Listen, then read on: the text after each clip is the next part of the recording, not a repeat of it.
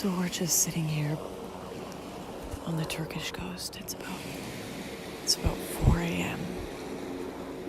and the traffickers have been notified that we're with the migrants, and they are not happy. There's a group of angry men pointing at us right now that are with the migrants. We've been informed that there's a couple traffickers hidden amongst the group to kind of advise them and talk to the boat, and they want to get rid of us quick. So our security are telling us we gotta get out of here. But up the road, the gendarme, the Turkish police have been patrolling back and forth. We've had helicopters been going above, and we're scared that if we head back that way, we might be intercepted by the police instead. So we're dealing with human traffickers or Turkish police. And it seems like it's going to be a long night.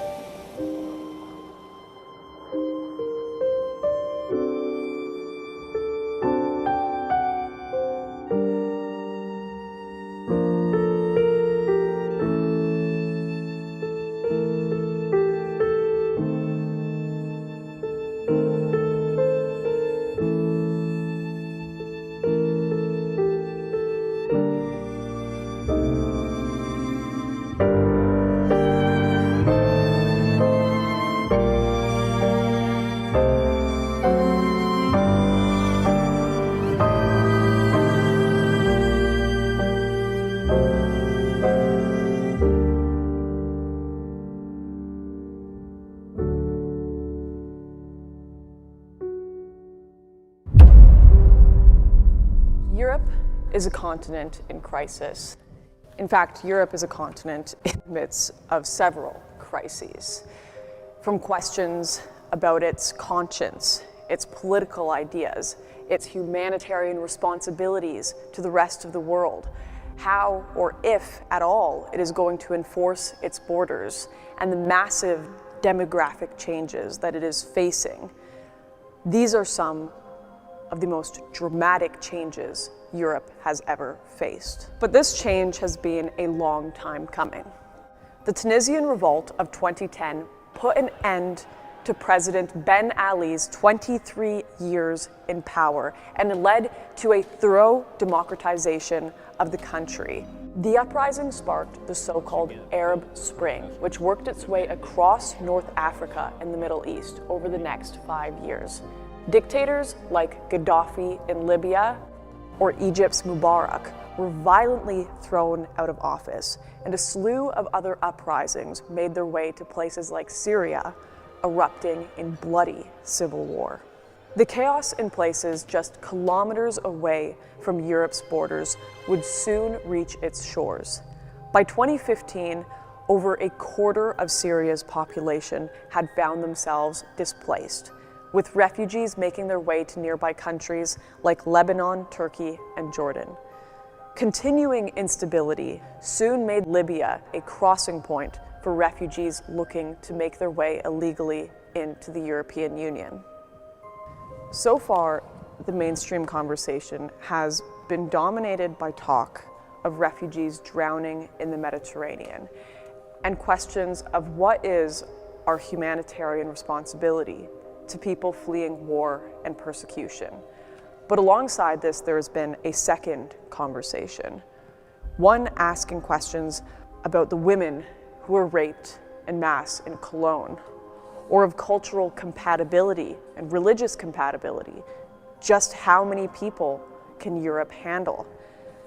There are so many opinions on this issue from all different political perspectives, but we really wanted to take a look at this without the lens of politics. Just how many people are coming into Europe? Where are they coming from? Who are they? And what has been Europe's response? How many of these people are economic migrants? And what actually happens to them once they arrive on the shores? Turkey saw more than 60% of all Syrian refugee arrivals to their country, more than 3.5 million people. And at the height of the crisis in 2015, the pathway between Turkey and Greece saw more crossings than any other route into Europe. So we'll need to draw a line back from Europe all the way to Turkey and begin our journey there.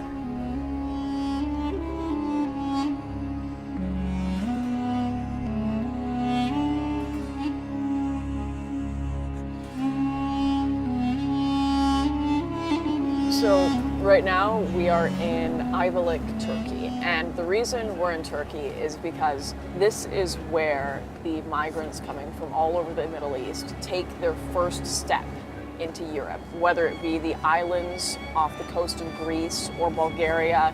This is where it is all happening, where the traffickers are collecting the money and sending them off on the boats, sneaking them into trucks and across the border, where all of this begins.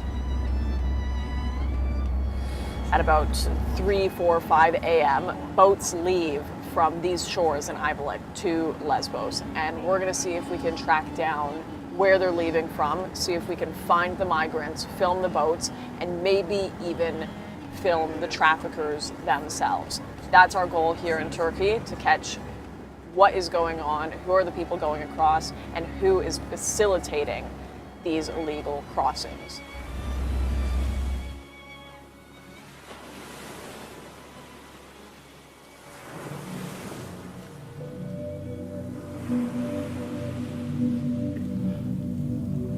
So we've just arrived. We've been doing a little bit of investigating, talking to locals, trying to find out where the traffickers are going, where they're taking off from, which routes the migrants take, and all of our investigation has led us to this spot here. It's a beach right across the water from Lesbos, Greece, and we've been told around up to hundreds of migrants come through this route every week at some points, and we thought maybe if we stay here at the times they come through around 4 or 5 a.m., we'd run across some and we could film them and even talk to them.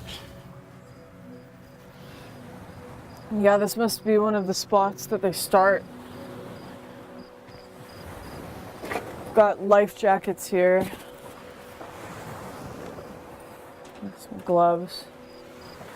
Got a tube.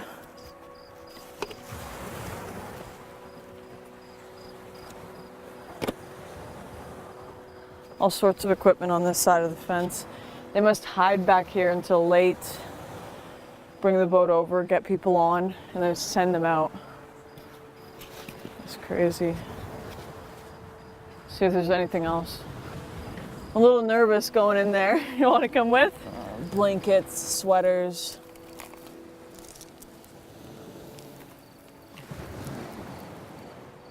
Yeah, here's someone's sweater.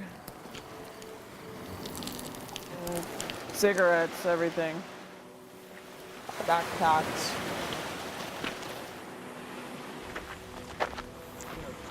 We're gonna have to turn off these lights pretty quick here and be super quiet because we don't want to get discovered by the traffickers or the migrants and scare them off, because we want to see what it's like on the ground for these people coming into Europe.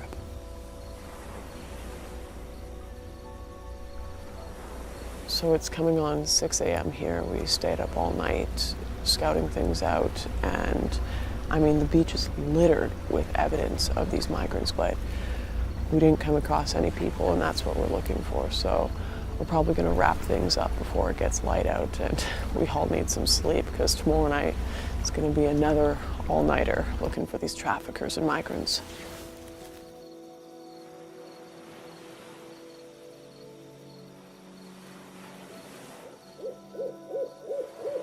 It's 2 a.m. I'm in a small little village in Turkey called Kuru Oba, right across the water from Greece, and I'm here to speak to an olive farmer. Apparently his land has become a direct passage for the influx of people to Europe, and I want to find out more, ask him some questions about what is going on here in this tiny little Turkish coastal town. It's very nice to meet you. Thank you so much for having me here. Hoş geldin. Teşekkür ederim. İsmim Mevlüt Soner. My great-grandfather farmed here, along with 4 generations after him. We grew crops. mainly olives.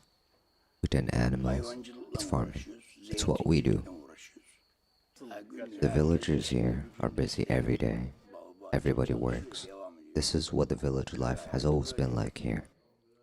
Before the crisis, the villagers would go to their fields alone to tend their crops. But not anymore. Women especially. They can't go out anywhere alone. Now, they have to be escorted, even on their own farms.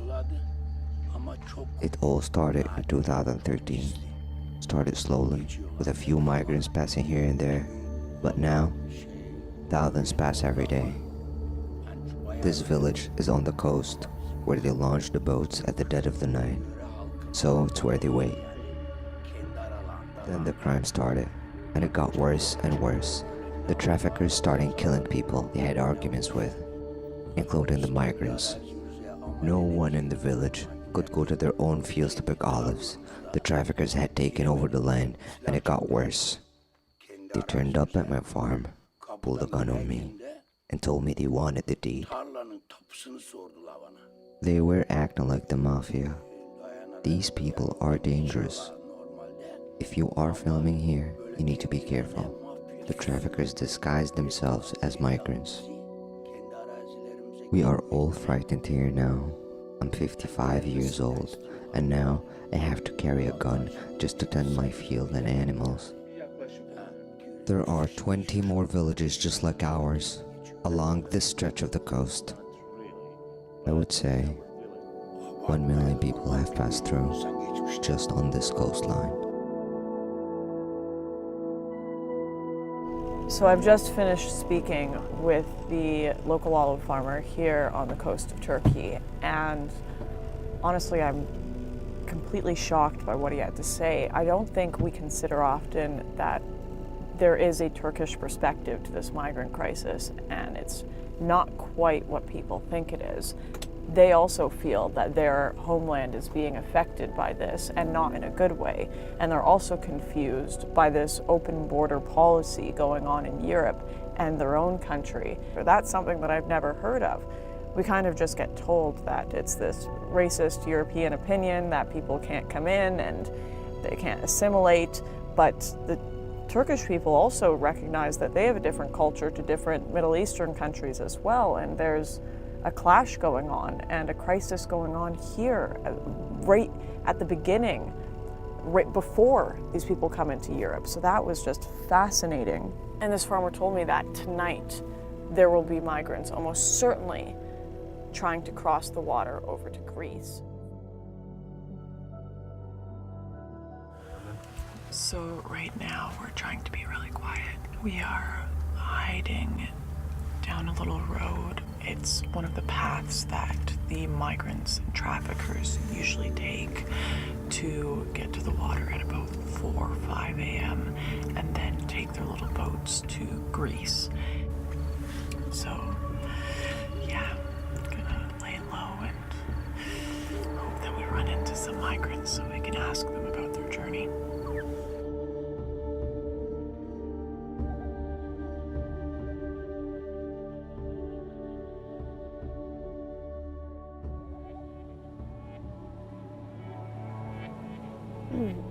So it's night number 3 of pulling an all-nighter searching for these migrants, and I'm actually a lot more hopeful that we're going to run into some people tonight because we've changed locations and we're in a far more high-traffic area. But after getting that information from locals, we also found out that these aren't just traffickers. Like, these people are armed. Like, they've come up to people's doors with AK-47s. So as much as I'm excited to potentially run into these people, I don't know what's going to happen if we actually find them.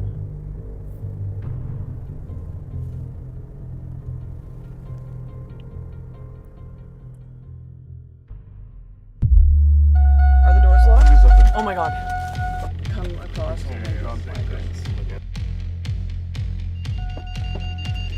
Holy shit. They're refugees? Open the door. Let's follow them down. Open the door.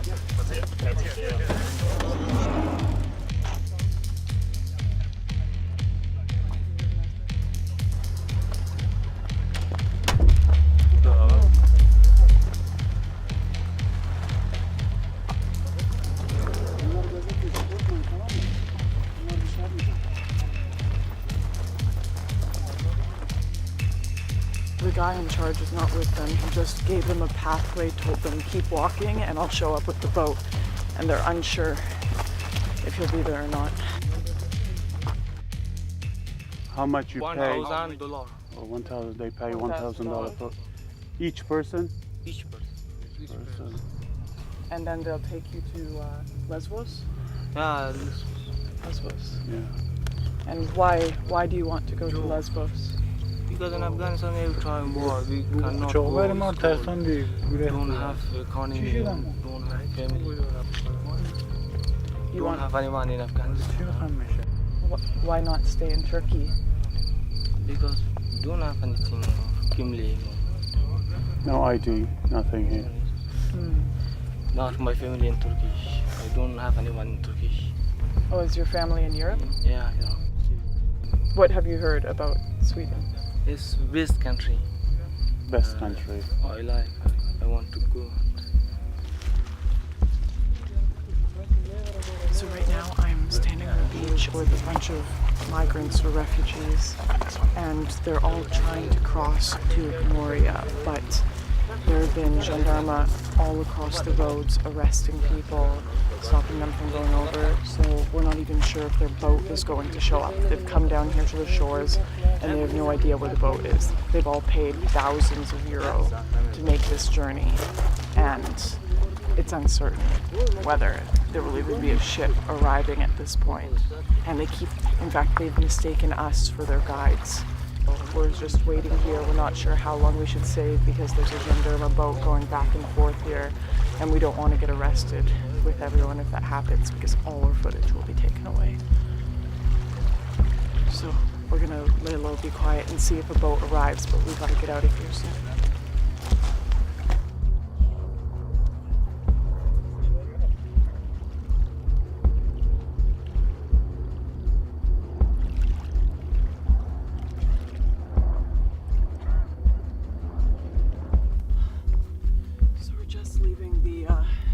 Spot because we don't think there's a boat coming today.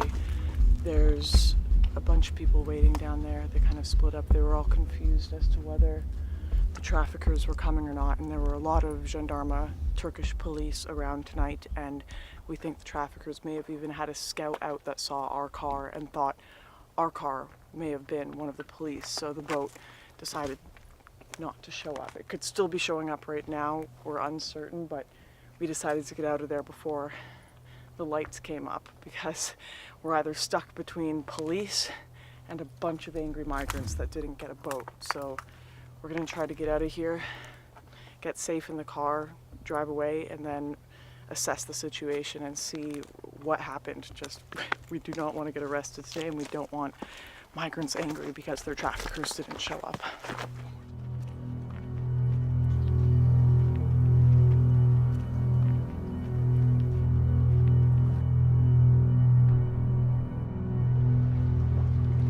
After talking to the group, some of whom were refugees, some of whom were not, I was surprised to find out that many of them had not been actively looking for passage to Greece, and that many of the mostly Afghan migrants had in fact been approached beforehand by the smugglers.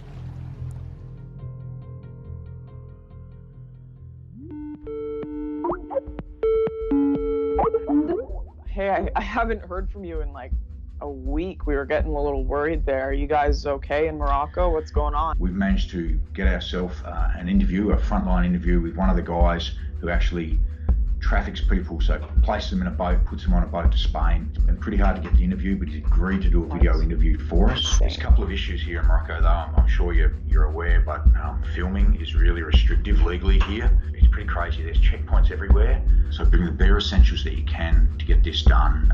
We'll break the cameras down. There is some real ramifications if we do get caught. There has been journalists jailed here, and I need to jump on this quickly in the next couple of days.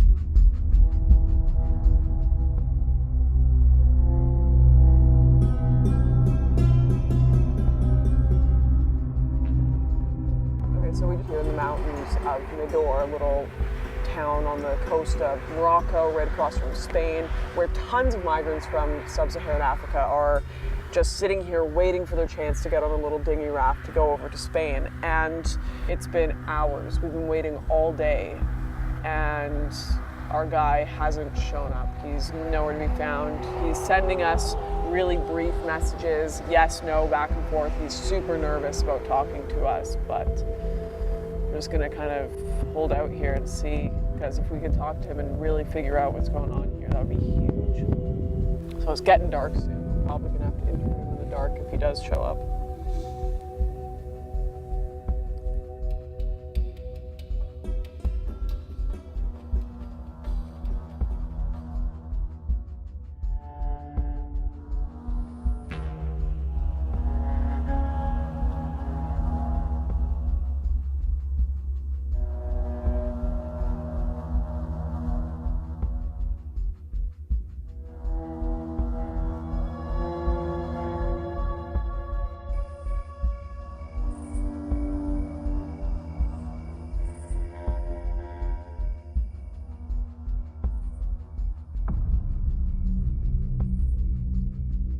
My name is, I'm a Senegalese, I'm 20 years old. I spent 8 months here. How do people get to Spain? People have to spend a lot of money here. They have to spend 2,000 euros. Wow, from Tangier. But it's not guaranteed. When you enter in Spain, you are lucky. When you don't enter, you are lost the money. You try again to have another money to go. So you can pay more for a guarantee? Yeah, the guarantee have one bank. Everybody, 2,500 euro, 2,500. You have when the boat enter, the boss have a lot of money. How many people are sent over to Spain from here a week or a month? One day you can have 500 person. One day you can have 500 person, but the month you can have 2,000. Why don't people legally apply? Why don't people try to go in legally? Because of, in our country it's so difficult to have a visa. It's so difficult to have a visa. When you have money to give the government. Is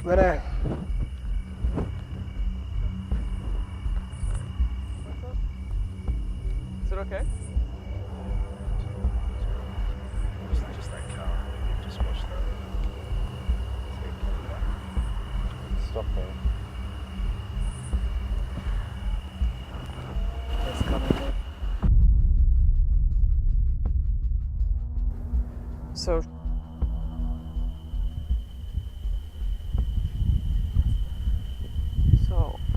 our guy is just run off. We just had a local farmer pull up, and the car coming out into this field with the light on. Thought it was a sting operation, I guess. They're so worried that we're working with the cops. We're trying to set them up. We're trying to get them arrested, and he just sprinted into the woods. And he's got a lav mic. He's gone. There's a good chance he's not going to come back. He's going to think that this is all a setup. We're going to lose and burn all of our contacts in this area.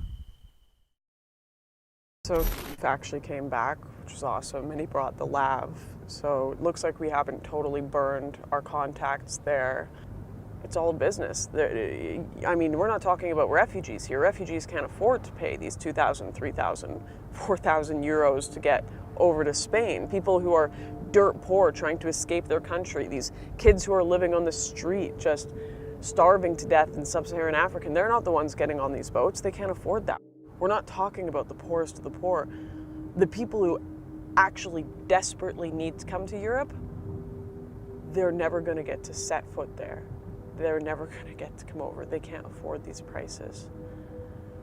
That's what's so freaking sad about it. It doesn't seem like any of this, until you get, I guess, until you get to the last leg of the journey where you've got these NGO boats, none of this is for humanitarian aid. And I mean, you've got tons of Canadians, tons of Americans, tons of Europeans donating millions of dollars for these NGOs to go into the water and save these people because they think they're Syrian refugees. They think they're poor people escaping corrupt governments that are oppressing them.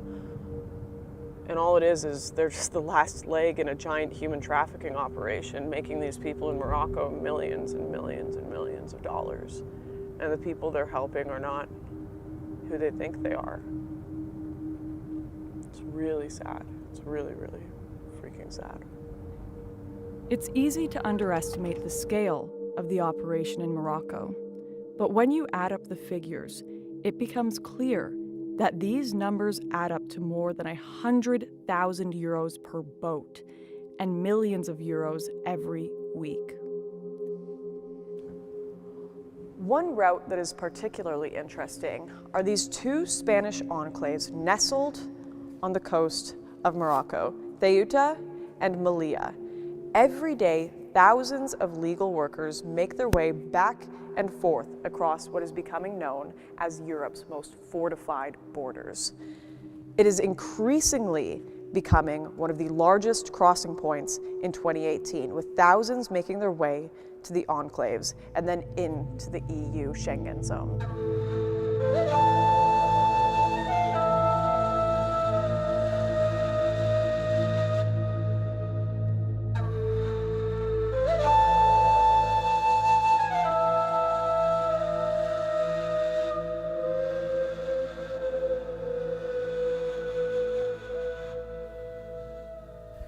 So right now I'm standing in a small little Spanish enclave on the tip of Morocco called Melilla. And right across this border is Morocco. And in recent months, this has become a new hub for illegal migration, with people desperately trying to get over this fence into Spain so they can make their way through Europe.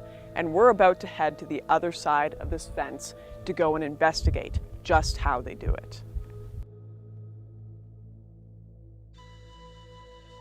Just kilometers away from the fence, we trekked into the mountains to investigate some of the locations migrants were setting up camps in preparation to make the crossing. Yeah, I was here since 2017. Yeah, I decided to leave Gambia to go to foreign, so that I can be having more professional to be professional in football. Amen. Yeah, that's why I live in Gambia.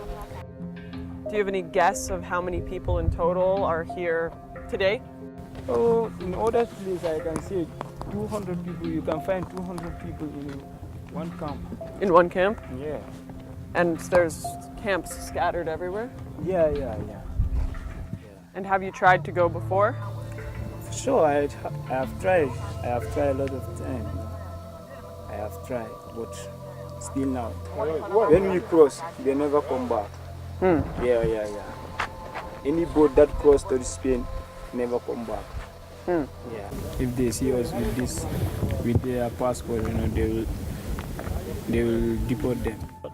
Oh, they destroy them, so rip out the pages. And you were saying you want to go to London, yes? So, that's my favorite country I want. While in the camp, we met the leader of the group, whose job it was to take the money, find food for the migrants, and was the link between those hoping to storm the border and the head of the smuggling syndicate in Morocco. This is a place people wait before they cross the fence, to get to Ceuta, which is European soil. It's where everyone wants to go. Once you land, you never come back. Our men here leave their wives at home and wait here to cross. One day they hope to bring their wives. I'm doing this because I know the system here better than anyone, and I want to help these people cross. It's their right. Their lives here are no good. We are all created equal people. Borders should not be in place like this. There are two ways you can come. One is by boat, and the other is on the fence. Here, we jump the fence. Once every month, we all pick a date. Then we all get together, and any weapons we can, and storm the fence. This takes a long time to plan, and not all of us make it. In fact, most don't make it. I hear a lot of people say once they make it, they regret the trip, and Europe doesn't turn out how they want it to. Our next jump is coming up soon. Trouble has broken out at the border of a Spanish enclave in Morocco, where hundreds of African migrants attempted to storm the coastal city of Ceuta in their efforts to reach Europe. The resulting clashes saw police officers attacked with acid.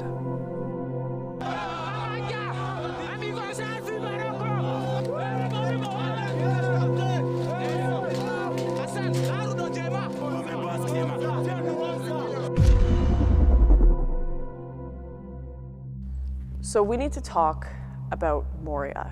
It's one of the single issues in this crisis to receive almost more attention than anything. It's this small little refugee camp about a 15-minute drive inland on the Greek island of Lesbos.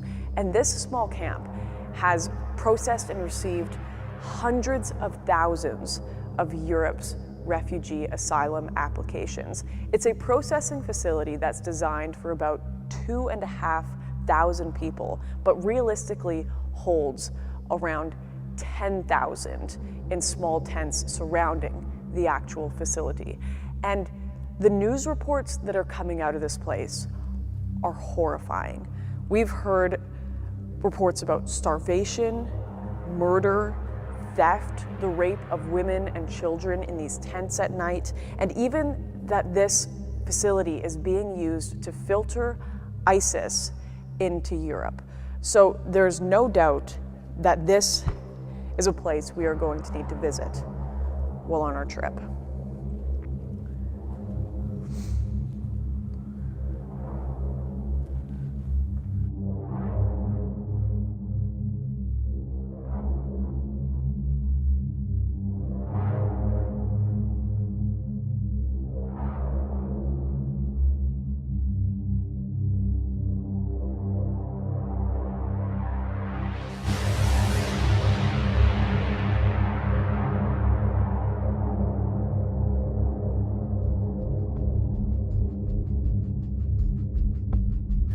The camp is completely full.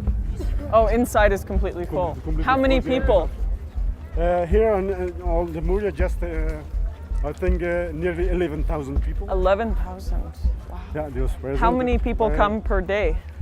It depends. Some days come 300 people, some days 100, something else. 50. No security from beginning from here. No security from there to there. Nothing. Is it quite dangerous? Quite dangerous. Not security. Sometimes they become fighting between the refugees. That's not security. Moria no good. No good. Moria no good. No, Greece no good. All. We cannot compare between Moria and Yemen. You know, there is war and there is also here problems and no safe here. This place is not safe. We escaped from our country because there is no safe, and we came here no safe also. So no difference. No difference. Is it dangerous here? Yeah. What's dangerous about it? Lots of fighting? Do you regret leaving Afghanistan? Yeah. Yeah? Yeah. You wish you stayed in Iraq? I wish I stayed in Iraq. Do you wish you stayed home? Yeah, why not? Did it cost you a lot to come here? 1,200 euro. 1,200 euro to come here from Turkey? Yeah. For me, 500. Some people may pay 1,000. 1,000 euro? It's a business. I think it's a business. The camp is a business? Yes. But they are paying for a smuggler. They are passing the borders. Almost $2,000, $3,000 they're paying for each person. And where do you want to go to? After here? Yeah. Maybe to Belgium or Iceland. Belgium or Iceland? This makes problems, you know. And at the night, maybe some people come kill you while you are sleeping. Has that happened before? Yes, it happened. You know, many people killed and hit it while they are sleeping.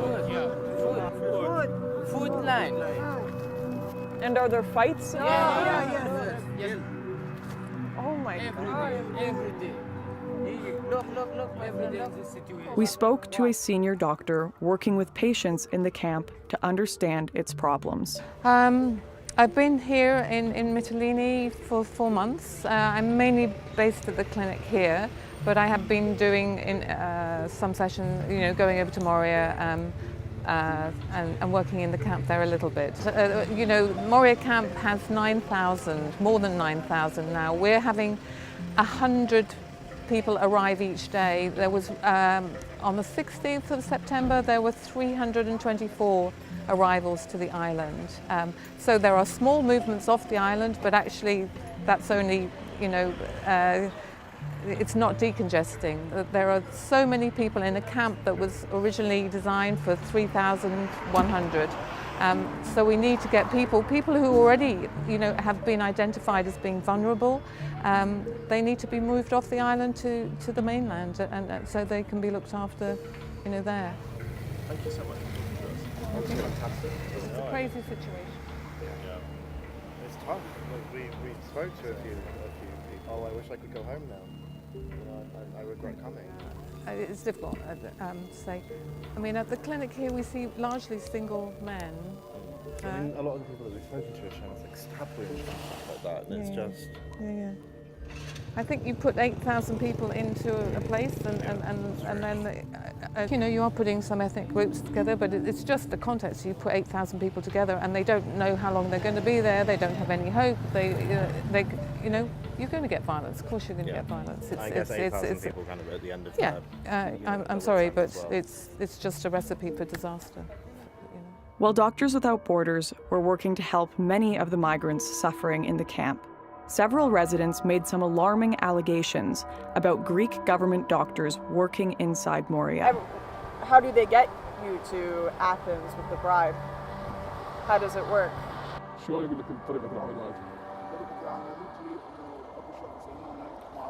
There is someone, a guide, you talk to him, and he told us, if you want to take our advice, I can't take you to the place, okay? He guided him to the doctor and make a paper for them and wait in 2 weeks, 1 month to get these papers of passing. So after that, he can pass. So the doctors make them? Yeah, he take a bribery also. After reception, there is many people told us to come to the doctor. You can sell this advice, you can buy advice, or we can take you to the doctor. He can do something good for you to take official paper to go pass from him. So is the official paper like a medical form? Yeah, medical form. Yeah. So he'll say you have problem, you have cancer, you have something bad, you have dangerous illness, like a cancer, like something like that. You have a problem in kidney, you have a problem in heart, like that. And then you have to move to Athens. Yeah, we must be moved to Athens. As troubling as a potential bribes for passage scandal is, what we heard next was deeply concerning.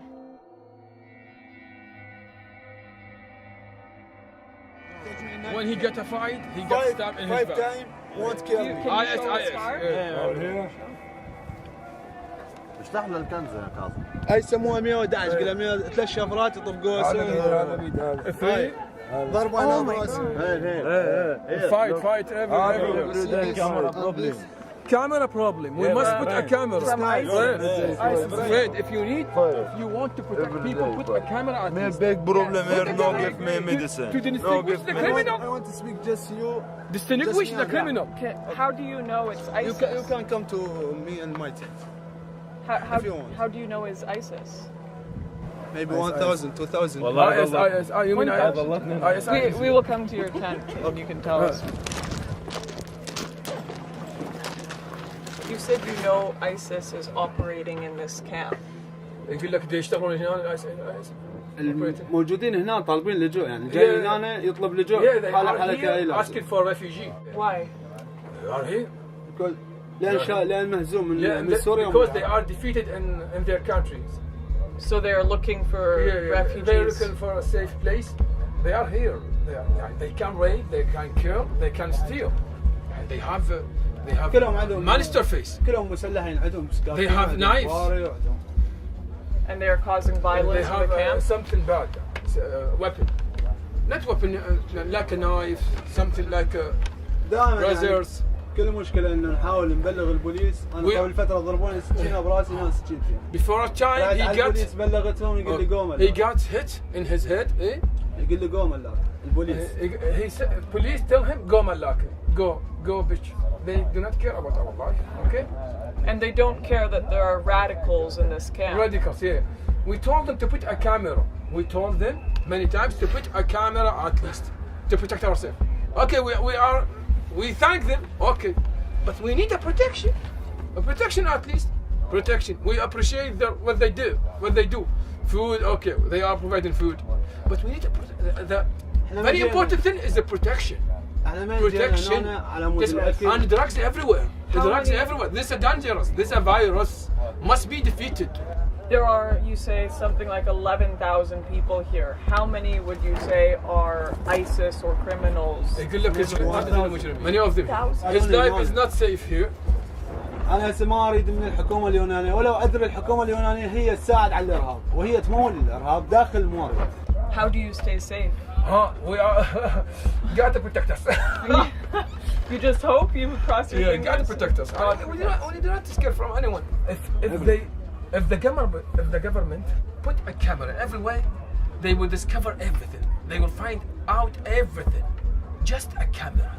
معنيين يعني يقدرون يساعدونا احنا مو كل ما تجي صحافة نحكي والفيديو ما راح يطلع ما راح يظهر. Many of you came here didn't send the message completely. حياتي معرضة للخطر من دخلت من شهر الواحد اليوم انه انا حياتي ما فد يوم انه نمت نومه مرتاح. He is atheist. He doesn't believe in any religion. His life under danger. Because you're atheist? Yeah. As he says. Is majority of the camp religious? Yeah, majority is the Islamic, but he's scared from the ISIS. He's scared from the radical fanatic people. ISIS. لا أخذ شغل خيمة تفتر عليها من الداخل ومن الخارج كلها مشققة يعني من كثر ما دخلوا هنا. Many people attacked him and using a knife against him. Because he's atheist? يقول لك شنو السبب؟ لأنه أنا ملحد. لا, because he is atheist, as he says. And if you are, do other atheists or Christians get attacked in the camp? مو بس الأثيست حتى المسيح. Also Christian? Also Christian وبعد الجو. الأقليات لا minority? الإيزيدية الأكراد. إيزيدية أكراد؟ إيش بيهم؟ الأكراد هم يعني أكو تقريبا 4 أكراد انقتلوا هنا. موجود أكو فيديو. يقول 4 people from the Kurdish have been killed. The Kurdish people? Kurdish, as he said.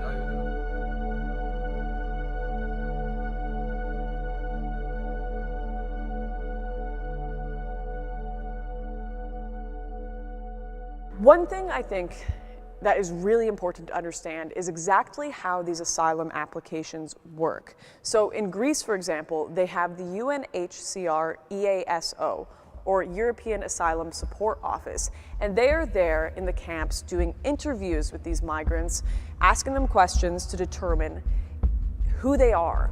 Are they economic migrants? Are they potential criminals? Or are they actual refugees fleeing war and persecution?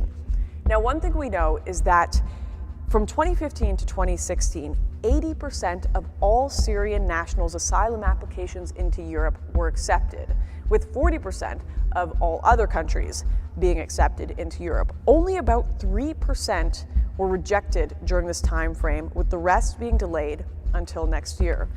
We know that in 2017, Germany accepted the most out of any other country in Europe, that being 261,000 asylum applications, not including those who illegally entered. Now, many of these people came through Lesbos, so we want to know just how many of these people are still coming in, who are they, and in 2018, is this process still working the way it was initially supposed to? Ariel Ricker welcomes an asylum seeker to a legal consultation. The Hawaiian-born lawyer abandoned her practice a year ago to set up Advocates Abroad, a group that offers legal aid to those seeking international protection. Ricker herself took on Lesbos, ground zero in this great experiment, out of concern for American human rights standards. America is a land of migrants, and there's an anger, I think, about how this election turned out. We sent a producer to meet Ariel in Scala, a tiny fishing village in the north of the island that was home to several NGOs and hundreds of aid workers and volunteers. In the Goji Cafe, a hub for volunteers, he recorded this meeting. I tell them that this is acting. All of this is acting. It's all acting as though this is theater. So for them to get through, they must act their part in the theater. And that is the refugee and trauma, because these Yazo officers are so fucking stupid that all they know is what is written on a paper. Yazo says this is refugee and trauma. They have these characteristics. So we coach people how to have these characteristics. So like the first role-playing activity we do is like us being them, and they're the officer. And then we flip around after they've had some practice to see how should I walk into the office, how should I introduce myself, how should I give them the folder, and then how do I sit down, and then when do I stand up, when do I show them how to pray. Why would you need to show them how to pray? Well, because it's a good way to show honesty. It's done in other places too, like not good places, to see if you're truly what you say you are. You can't show how you pray. Like if you're actually Christian. Also, if you're saying that you're like fleeing persecution, then you should probably know how to be, praying that way.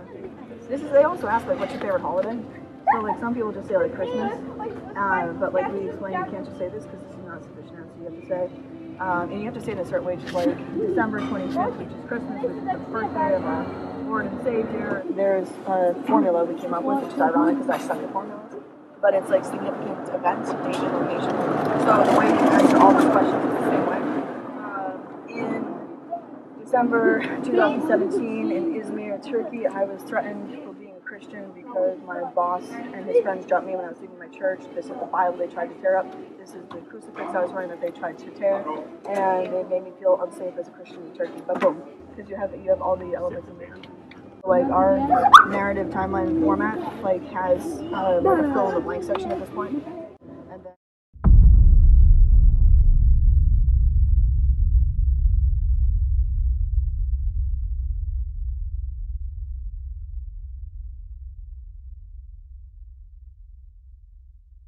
Now, a video has been released allegedly showing the executive director of a major NGO which provides help to migrants discussing how she teaches refugees to lie to border guards. Well, this video that's been doing the rounds online is part of a larger investigation project. The clip allegedly shows Ariel Ricker, who's the executive director of the legal aid NGO Advocates Abroad. In this video clip, she seems to be telling the undercover crew who were filming her against her knowledge that she coaches refugees and migrants on how they should speak to border police. They've also since deleted their online social media presence. Their Twitter account has gone and their Facebook account has gone as well. These recordings highlight the worrying attitudes of NGOs towards the very idea of borders. In the car on the way to another part of the island, Ariel confirmed not just the existence of smugglers inside Europe, but revealed the level of support for their actions among volunteers and aid workers. Smugglers, actually, there's various classes of smugglers in my mind. There's angels. They're very rare, but they're two hero angels that I love. They're the jet ski heroes. And like this is, I don't know what they're actually called. I don't know their real names or who they are. But they both have been arrested, like on and off. Like the jet ski hero of Izmir was just arrested actually here in Lesbos the other day. So his deal is basically he doesn't charge except for what the petrol costs to get from Turkey to here with on a jet ski. Wow. And he takes them on his own jet ski personally, and he drives them from Izmir to here and drops them off. And then he skirts off into the night with his jet ski. Oh, I love him so much. And he's done it like thousands of times. And so he's taken thousands and thousands of people.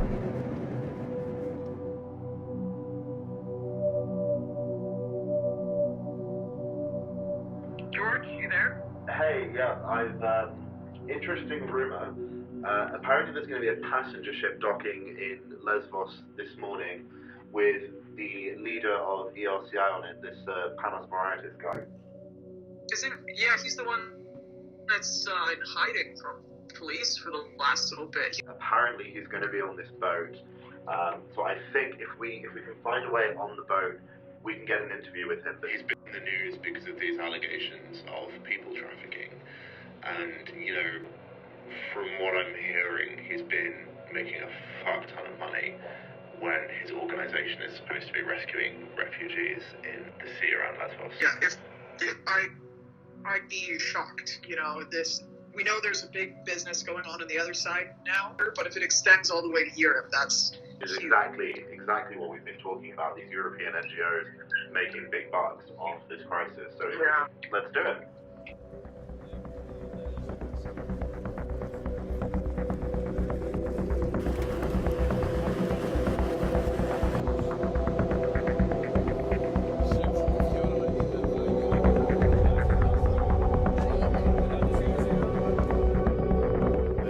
Briefly tell me what the charges are. Quite grave, actually. Espionage, getting access to state secrets, facilitating smuggling and human trafficking, money laundering, forgery, and breach of the telecommunications code. And how many people have you helped in the crisis? At sea, more than 55,000 people. So, a lot of the media is saying that you are a human trafficker. I just wanted a very direct response to... We have never facilitated human trafficking.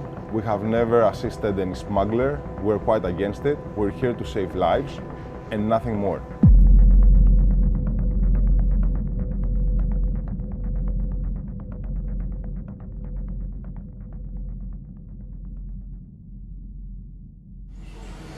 They said that we were actually money laundering unknown sums of money. And the press in Greece said like 500 million.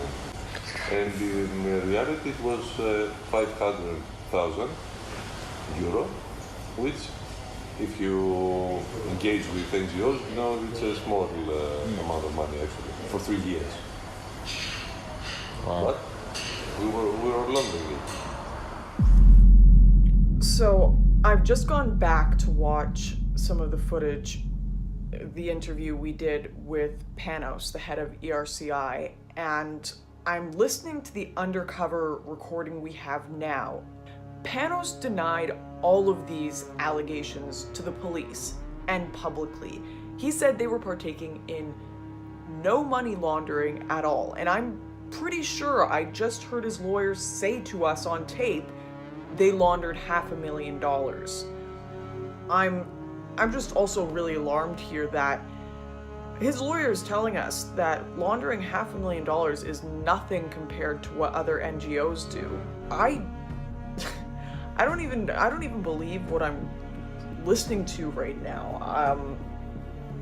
I don't know. Is this a one-off thing? We have a lot more investigating to do on this island, that's for sure.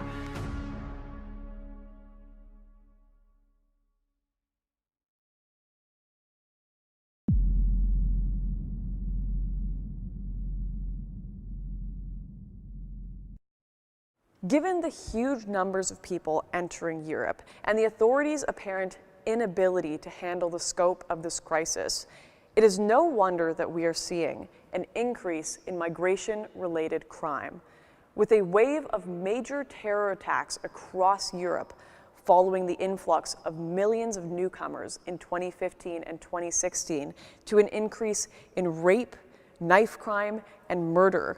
Trust in the European Union's ability to handle this crisis is at an all-time low.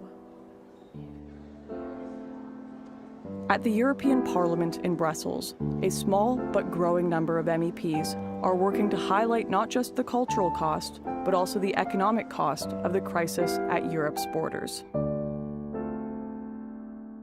So what is migration costing Europe right now? Our research is going to show it's somewhere in the region to 150 billion euros to 200 billion euros a year for all the 27 European countries and the European Union funding together. This is not sustainable. Merkel let in 2 million people. That has had a profound effect on the societies, and especially, particularly the Nordic regions as well, in Denmark, Sweden, Norway, that's not actually in the EU but is part of the Schengen area as well. That's had a profound effect. Emmanuel Macron qui veut poursuivre dans ce modèle de l'immigration que nous subissons, une immigration qui vient principalement du Maghreb, d'Afrique subsaharienne. Et évidemment, cette immigration, elle a des conséquences dramatiques, des conséquences économiques et sociales très lourdes. La France, elle compte 6 millions de chômeurs, de personnes qui cherchent un emploi, plus de 9 millions de personnes qui vivent en dessous du seuil de pauvreté. Donc évidemment, ce sont l'une des conséquences de l'immigration. The Migration Advisory Committee said that large-scale migration hasn't brought the huge economic benefits that the left have argued. Actually, in some cases, and particularly now it's provable, if you're poor across Europe, you've actually suffered. Your wages have declined. You've become more cramped, more dense in the housing. It's been more difficult to try and get into social services. Those have been accepted facts now. And then there's billions spent on communications, a migrant compact. It's just billions and billions and billions wasted, where actually we could just be centering on the answers, which is our answers, which the voters want, is that we stop the migration coming and the fast tracking of the migrants that are already here, and then to stop more coming. And it is by bilateral negotiation and not by the EU doesn't have the solution, they are the problem. Of course the NGOs are aiding and abetting because the NGOs are ideologically opposed to us as well. And ideologically they're wedded to the fact that there should be a borderless Europe and there should be a borderless world, and so therefore they are aiding them. You're seeing segregation in Swedish cities. You're already beginning to see segregation in German cities. It's well recognised that if you have large-scale migration rather than drip-feed migration that fits into the economic needs that we have, you'll get segregation, separation, and also people starting to look at each other in a very negative way. This is not the future for countries in Europe.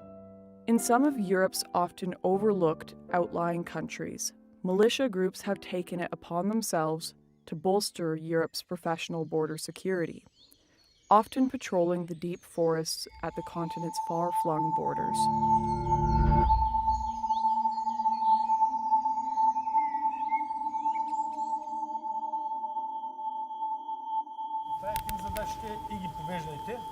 Преводача 4-9. И аз съм там 9 и вие сте 9. Осмици и се разделят по 2 четворки да проверявате директно. Всеки си гледа района.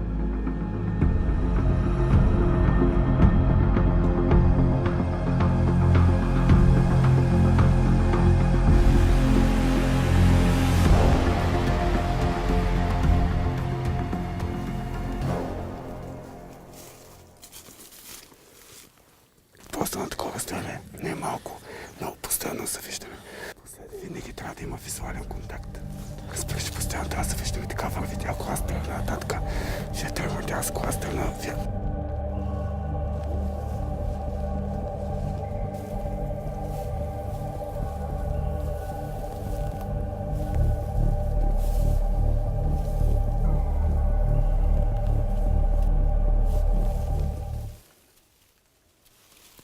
Така че, значи, що ние сме тук, да се пусиме тук надолу, да видим от тирето нагоре.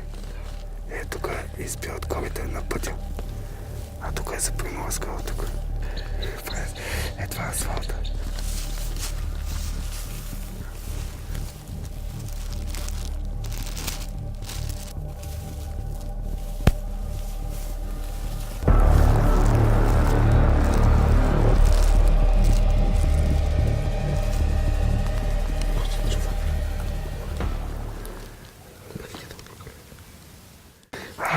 Там е опасно.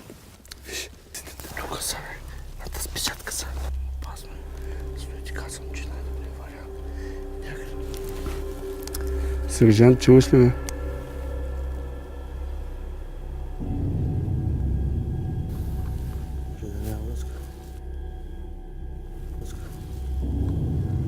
То няма с никой с текста.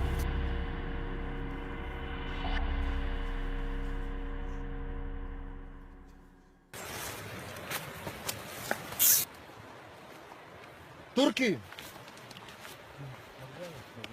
Обратно! These militias are well organized and intimidating.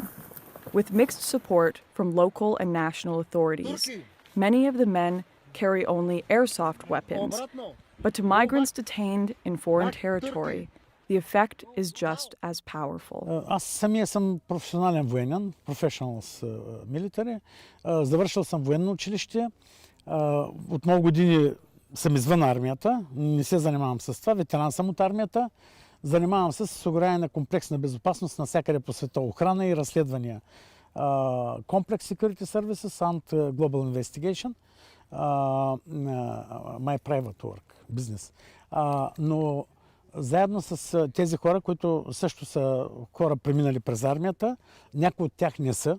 Те са граждани, учители, историци, лекари, професори, които в момента ги обучаваме заедно с нас. Идват при нас, тренираме ги, обучаваме ги и те се включват също да защитават южната граница на Европа.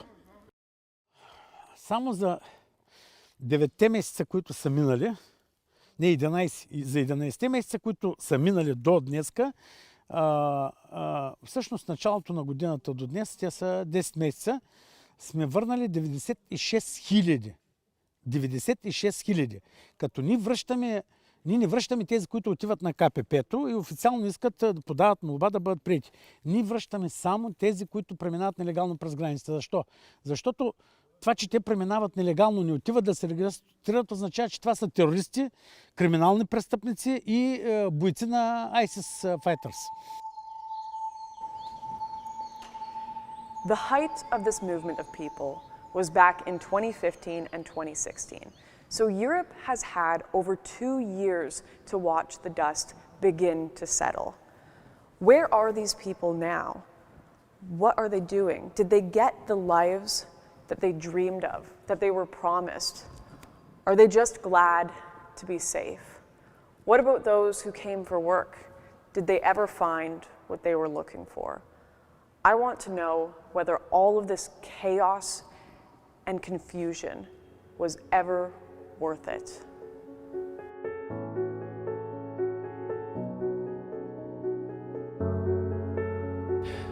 So we're just here in Paris, where tens of thousands of people are arriving from across the Mediterranean. Many people think they are coming to a paradise when they arrive in a big European city like Paris. But in the other camps we found across Europe, a common sentiment is that it was not the paradise they were expecting, and in many cases, their life was better back home. And we want to interview and talk to some of these migrants and see how they feel living here in Paris now, especially where they're staying underneath bridges, where they're sleeping in tents on the streets, where they don't have a job, they aren't really integrating into society. We want to try to understand what life is like for a migrant here in Paris in 2018.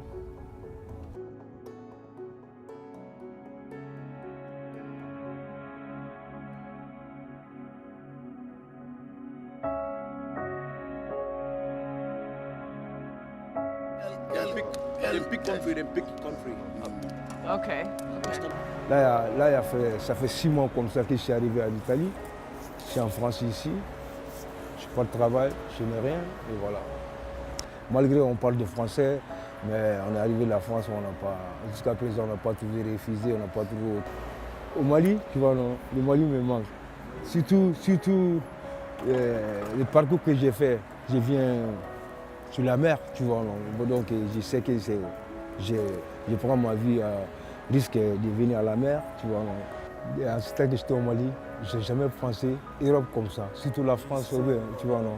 Donc j'ai pensé que c'était un grado, quand on vient, on va trouver des maisons, on va trouver des boulots pour travailler, pour envoyer quelque chose à la famille qui n'ont rien, qui ne mangent pas à leur faim. Je pensais que c'était dur, mais je ne pensais pas que c'était plus dur que ça. C'est une erreur, c'est une erreur. C'est une grande erreur, c'est une grande erreur. Tous les Africains qui viennent, surtout avec la mer, là, comme ça, tu prends tes vies à risque, tu vas ce que dit d'aider encore, et voilà. Tu viens en Europe aussi, tu peux faire 7 ans, tu n'as pas de boulot, tu n'as pas de travail, tu n'as pas de papier, tu vois. Et voilà quoi, c'est une grande erreur.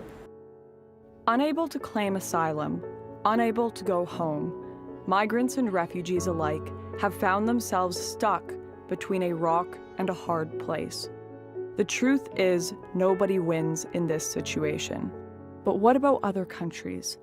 What happens when a refugee is granted asylum or a migrant is accepted by the state?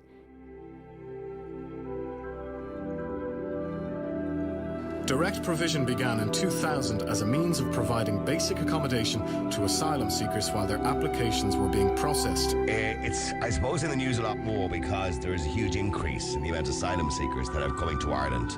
As well as that one centre, 500 asylum seekers are also living in hotels and B&Bs around the country, and many and thousands more are living in other integration centres around the country. And this is the Grand Hotel in Wicklow. And what do people in some of the towns involved really think? I think it's a disgrace. I really do. No hotel in the town. They need a home too, but we have to look after our own first. I'm afraid. I'm afraid. I'm on my own with 2 kids down here and then having people that I don't know. Adrian Shanaher is the hotel owner and made the decision to close the hotel and reopen it as a direct provision centre. Quite simply, it was a decision taken for commercial reasons, where we took a view that we could stop those losses or indeed try and turn a profit. In Ireland, small towns have found themselves at the centre of a heated debate about migration and what European nations owe to those seeking a better life.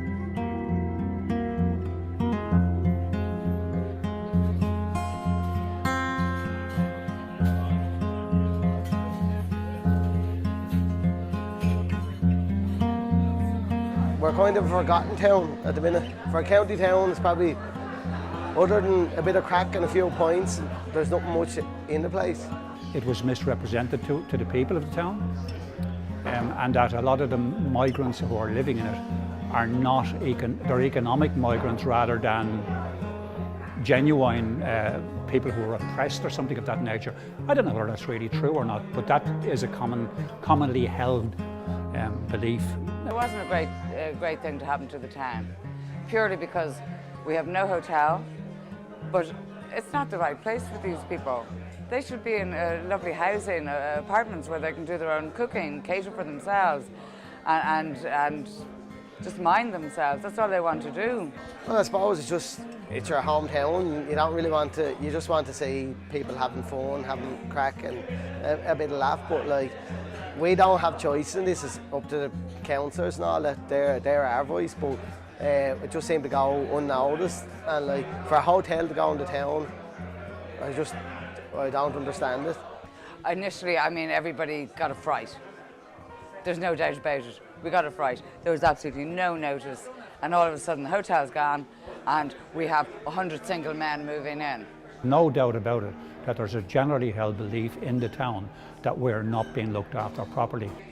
We weren't told, and it was absolutely disgraceful, but the county council here don't start me on it. They're a law unto themselves, and I have to be very careful what I say because they could sue me. It just seems to go, it goes from bad to worse. The amount of people that are becoming homeless at the moment is unbelievable. It's heartbreaking to see people coming to you who are lovely people and they've nowhere to live and they don't know what to do, and you can't say, listen, I can get you a house. The rental market has gone sky high. The rents are sky high around Wicklow, so it's not reachable for people. I think there's 4,000 people on the housing list in Wicklow. Obviously, there's been a provision centre that's opened up in Wicklow, and a few of the people that we've spoken to have kind of expressed concerns over funding. No, not answering that. No, not answering that. Not answering that. Okay, is that just because? No, I'm not answering that.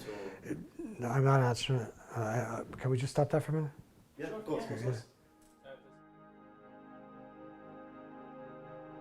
I'm an investigative journalist based in Dublin, and most of my work has been around investigating corruption within the institutions of the state in Ireland. In the past, I would have written quite a lot on the fate of refugees, and I'm talking about genuine refugees, and to the point that I actually won a national campaigning award for my work on the rights of asylum seekers. So I have been very much I suppose, on side with the plight, of course, what journalists wouldn't be, of real refugees leaving war zones. Because we now have a serious housing crisis in Ireland, and we've had it effectively since the crash in 2008. We never had homelessness per se, at least as far as I can remember. I grew up in the 70s and 80s when we had a brutal recession, but I never remember people sleeping on our streets. And in the last few years, we've got this now in Ireland, and it's shocking and devastating to see people in a first world, very wealthy country being reduced to living in tents, etc. So then when you start to study the statistics, you see that 1 in 3 social housing units is going to a non-national. And then you start to look more closely and you see that a lot of our resources in terms of healthcare and education are also being used by people who are coming here at a time when we are not able to look after our own people properly. And to me, when I looked at the figures, I have a background I studied economics in university, and when I looked at the figures, I said, hang on a minute, what are we doing inviting the world and its mother into Ireland when we cannot look after our own people?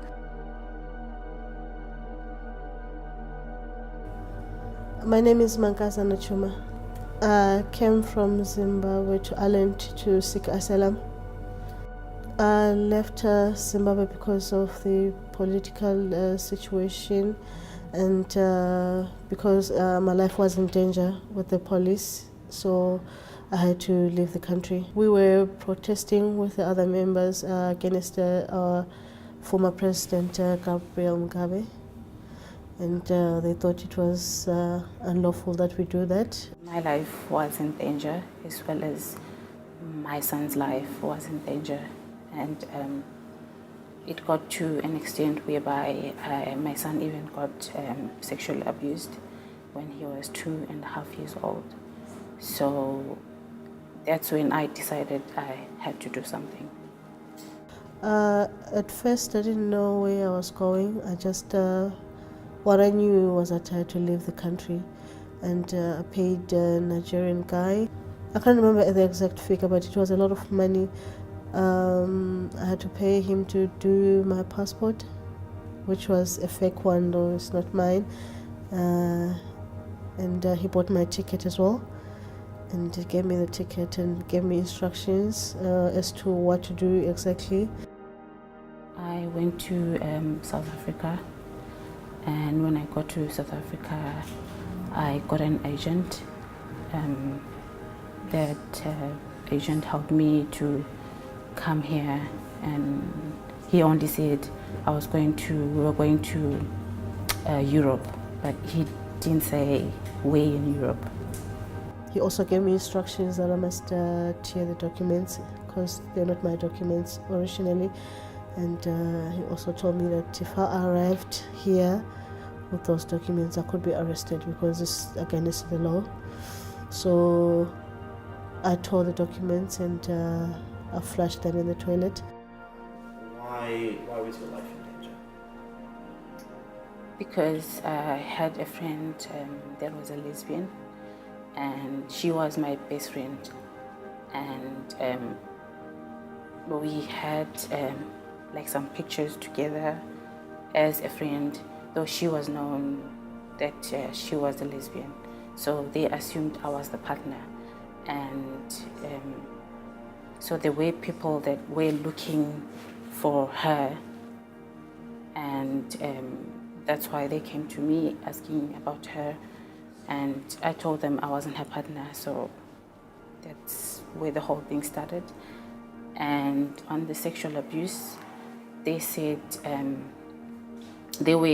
it was their way of correcting me, doing what they did to my son. Most of the people have been welcoming here in Wicklow, but there is some people that are still not yet opening their arms for us. But we hope at the end things will be better with them. They would understand us. I'm grateful because my son got all the help that he needed. He got to see doctors, psychologists, and if you could give a message to the people of Wicklow, what would you say? Well, I would say they have really nothing to worry about when it comes to us, because we are harmless, and we hope that maybe with time they'll get to accept us. I feel very nervous, yes, because the owners of the land, they're struggling with housing, and what more of a person like me, a foreigner, that's coming into their place, you know. And when I look at it, sometimes I feel like it's not fair that I've got accommodation and some of them, they're living in the streets, you know. You know, not having like more foreigners in your country or asylum seekers like ours, I think, and them will be thinking maybe we'll be getting their jobs in the future, or with the housing thing going on now, the crisis, so it's going to be kind of difficult for them to accept foreigners coming over to their place. There are some difficulties, there are some welcoming hands as well, so because I don't blame them, that's exactly whatever we can do. Even me in my country, if I see someone who is a foreigner, it's not going to be easy for me to accept them. So I don't really blame people who don't accept us, but I respect them for that. You can't have open borders when you can't look after your own people. I've spent a lot of time travelling around Ireland in the last few months, talking to communities very rural communities that feel very threatened. And of course, it's rural Ireland. Rural Ireland is the heart of Ireland, because our cities have become so multicultural that they don't even feel Irish anymore. You go into a shop or a hotel and the chances are you will not be served by an Irish person. So rural Ireland is where you get the real Ireland still. So people are very frightened. If you speak out in any way, shape or form against migration in this country, you are immediately called a racist, a fascist, a neo-Nazi. It's disgusting. But this is all being done because there's big money behind mass immigration into Ireland, as there is across Europe. This is all about money, because these people don't care about the migrants who come here and end up homeless. So it's terrifying for rural Ireland, terrifying. And they see their towns and villages changing utterly. They see mosques going up. They see, you know, things that to them are just completely alien, and they feel under attack, and they have every reason to. We have one tiny little island, okay, to call home. That's all we have. We never went and colonized anywhere. We just have that. We have 60 million in America who claim Irish heritage. And even though many of them or their parents or grandparents were forced to leave, because we have always had a history of emigration, they would someday like to come back here, and their children and their grandchildren and their great-grandchildren, and they have a right to come back and claim their Irish heritage. We have many millions more living in the UK, Australia and New Zealand and across the world, and they too have a right to call this island home. So I'm sorry, no disrespect, but Ireland primarily should be for the Irish people, due to the nature of our very unique culture, the fact that we were colonised for nearly a millennium by the British. We fought hard for our independence. Now we have it, 100 years, and what are we doing it? Giving it away again. Makes no sense.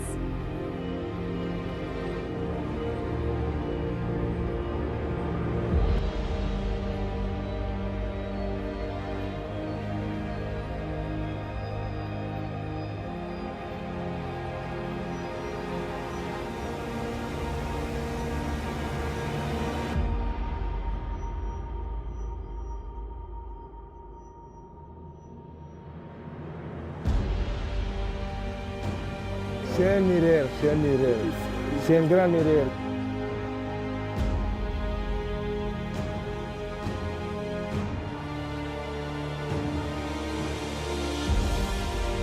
Do you regret leaving Afghanistan? Yeah. We weren't told. It was absolutely disgraceful. One day you can have 500 persons. Best country. Best country. I like. I want to go. What? Enemy cross, they never come back. I don't understand it. It's a business. I think it's a business. It's heartbreaking. C'est un erreur. C'est un grand erreur.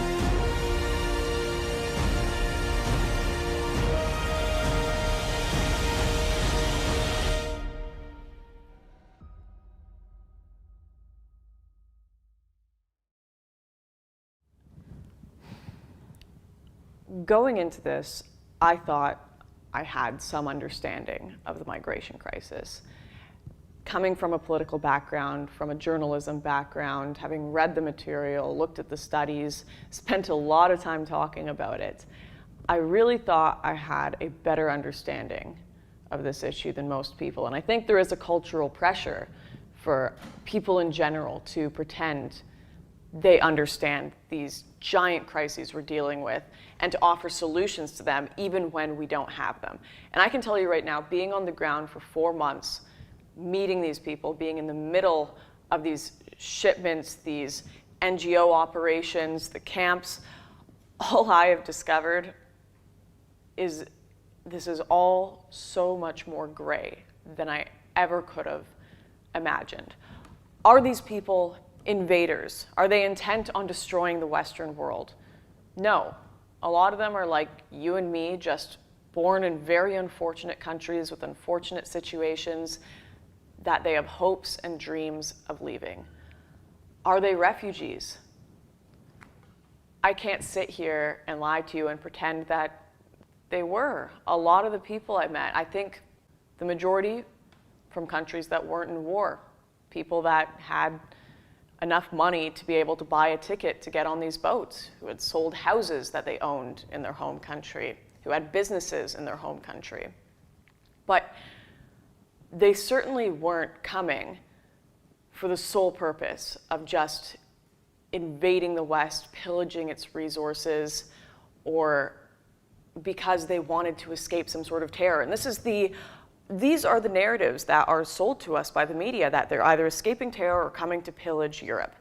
The truth is, they have been sold a lie. Human traffickers, the media, how they portray Europe to these people, is it is a paradise. These migrants truly believe they are coming to paradise. You know, you have all these people who are constantly chanting open borders, who want to help, who genuinely in their hearts believe they are doing good, and they show up at train stations holding signs that say refugees welcome. They knit them blankets, they bring them baskets of food, and they just think that bringing these people in is the most humanitarian and beautiful thing that you can do for both Europe and these migrants. But